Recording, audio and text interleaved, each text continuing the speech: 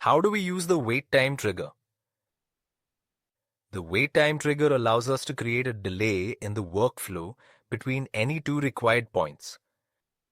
To access the wait time, we select the trigger and configure the type of wait. There are two types of wait conditions: wait duration and wait till. When we select wait duration, we can set the duration in seconds, minutes, or hours. If we select wait till, the trigger will wait until the specified time is reached, then continue to the attached flows.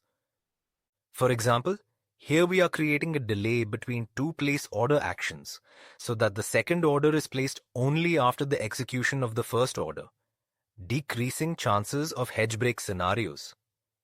First, we are buying an ATM plus 3 buy call option in Nifty. And then we create a delay of 30 seconds before placing another order which sells an ATM call in Nifty. So after the first order is placed, there is a 30-second delay before the second order executes. Similarly, we can use the wait till node for multiple purposes. For example, we can create a wait till condition which activates only at 3 p.m., which will ensure that the automation will be stopped when it's 3 p.m. if none of the other flows has already triggered a stop automation. This is how the wait time trigger works. Let's recap. Wait trigger pauses the automation for a defined period or until a specific time before continuing execution. It supports wait duration, wait for a fixed interval, and wait till, wait until a specific time.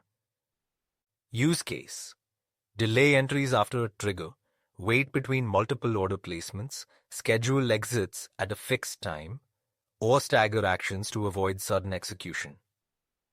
Got questions on wait time trigger? Comment below or ask us in the FYERS community. Thank you. Investment in securities market are subject to market risk. Read all the related documents carefully before investing.